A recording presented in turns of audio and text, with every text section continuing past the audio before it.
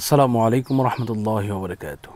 চোর ধরুন, চোরকে শায়েস্তা করুন, চুরির মাল ফেরত পেতে কী কী আমল করবেন আজকে সম্পূর্ণ কিছু আপনাদেরকে জানিয়ে দেওয়ার চেষ্টা করব ইনশাআল্লাহ। আল্লাহ পাক রব্বুল আলামিন কুরআনুল কারীমের মধ্যে ৬৬৬৬ খানা আয়াত নাজিল করে দিয়েছেন। এর মধ্যে একখানা আয়াত আছে যে আয়াতে কারিমা যদি কেউ ১,১৫,০০০ মতান্তরে ১,৩০,০০০ বার যদি কেউ পড়ে, তাহলে যে চোর মাল নিয়েছে, আপনার সম্পদ নিয়েছে, টাকা পয়সা, গয়না, স্বর্ণ, এই সমস্ত দামি দামি বস্তু সহ ছোটোখাটো বস্তু যদি হয়, যেটা আপনার খুবই প্রয়োজনীয় জিনিস, সেটা যদি কেউ নিয়ে থাকে, তাহলে এই খতমটা পড়ার মাধ্যমে ইনশাআল্লাহ আপনি আপনার মাল ফেরত পাবেন। চোর আপনার মাল ফেরত দিতে বাধ্য হবে ইনশাআল্লাহ। আমরা আসুন এই খতমের সাথে একটু পরিচয় হয়ে নেই। এটাকে অনেকেই বলেন জালালি খতম বা অনেকেই বলেন খতমি ইউনুস।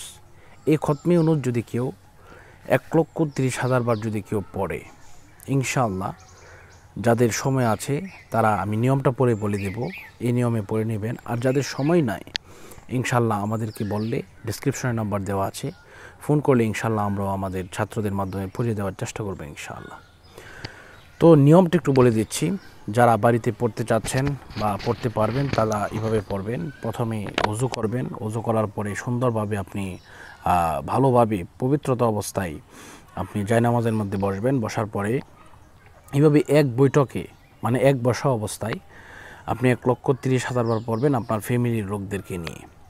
তো প্রথমেই সূরা ফাতিহা একবার, এরপরে সূরা ইখলাস ৩ বার, কয়েকবার দরুদ শরীফ পাঠ করার পরে এইভাবে পড়া শুরু করবেন, লা ইলাহা ইল্লা আনতা সুবহানাকা ইন্নী কুনতু মিনাজ জালিমিন।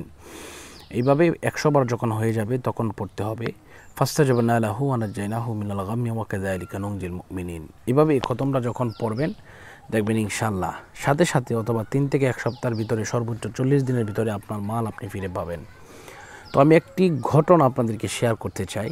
তা হচ্ছে, আমার নানা একজন মসজিদের ইমাম সাহেব ছিলেন। তো ওনার সাইকেলটা মসজিদ থেকে চুরি হয়ে গেছে। তো উনি ওনার ছাত্রদেরকে দিয়ে উনি তৎক্ষণাৎ এই খতমটা পড়ে দিলেন।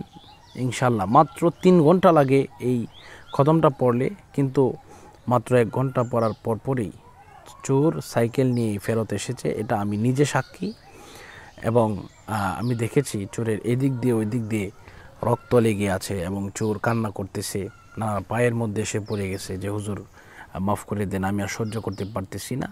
আমার হঠাৎ করে এমন তীব্র ব্যথা শুরু হয়ে গেল, আমি অসম্ভব সহ্য করতেই পারতেছি না।